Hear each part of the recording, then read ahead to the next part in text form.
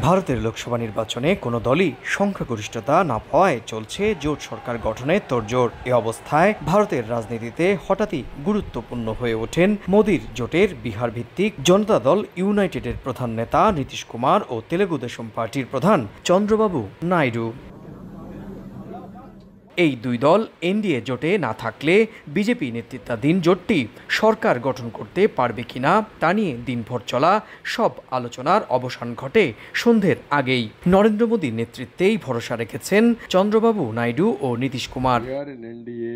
বুধবার দিল্লিতে জোটের শরিকদের সঙ্গে বৈঠক করেন নরেন্দ্র মোদী। বৈঠক শেষে বিজেপির পক্ষ থেকে বলা হয়, এনডিএকে সমর্থন দিয়ে সম্মতিপত্রে সই করেছেন চন্দ্রবাবু নাইডু ও নীতিশ কুমার। শুধু তাই নয়, পরে নরেন্দ্র মোদীকে এনডিএ দলনেতাও নির্বাচিত করা হয়। এই এনডিএ সরকারের দুই অন্যতম আলোচিত শরিক দলের নেতাদের নিয়ে পরে করা হয় ফটো সেশনও। নগদে 500 টাকা বা তার বেশি পেমেন্টে পেতে পারেন ঢাকায় জমিসহ 20 কোটি টাকার পুরস্কার।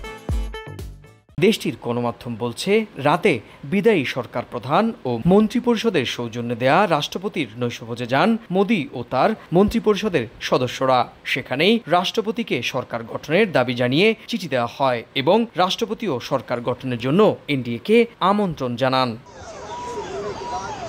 এর আগে বুধবার দুপুরে রাষ্ট্রপতির কাছে মোদী ও তার মন্ত্রিপরিষদের সদস্যরা গিয়ে পদত্যাগপত্র জমা দেন। এরই মধ্যে শপথ গ্রহণের দিনক্ষণও নির্ধারণ করেছে বিজেপি।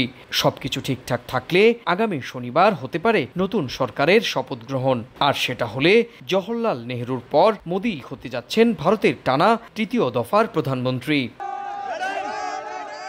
এরই মধ্যে বিরোধী দলে থাকার ঘোষণা দিয়েছে কংগ্রেস। নির্বাচনের ফলাফলের পর সরকার গঠনের সম্ভাব্য কৌশল নিয়ে বুধবার আলোচনায় বসে দলটি। বৈঠক শেষে সাংবাদিকদের কংগ্রেস সভাপতি বলেন, বিরোধী দলে থাকলেও ফ্যাসিস্ট সরকারের শাসনের বিরুদ্ধে অব্যাহত থাকবে তাদের আন্দোলন। পরিস্থিতি বুঝে সঠিক সময়ে নেওয়া হবে সঠিক সিদ্ধান্ত। বৈঠক শেষে বিজেপি বিরোধী দলের 27 নেতা যৌথভাবে করেন photo session. Against the fascist rule of the BJP led by Modi, we will take appropriate steps at the appropriate time to realize the people's desire not to be ruled by the BJP's. ভারতের লোকসভায় 543 আসনের মধ্যে সরকার গঠনে প্রয়োজন 272 আসন। একক সংখ্যাগরিষ্ঠতা না পাওয়ায় জোট সরকারে যেতে হয় বিজেপিকে। অন্যদিকে ক্ষমতার স্বাদ না পেলেও 232 আসন পেয়ে চমক দেখিয়েছে ইন্ডিয়া জোট। সুব্রত আচার্য, সময় সংবাদ, ভারত।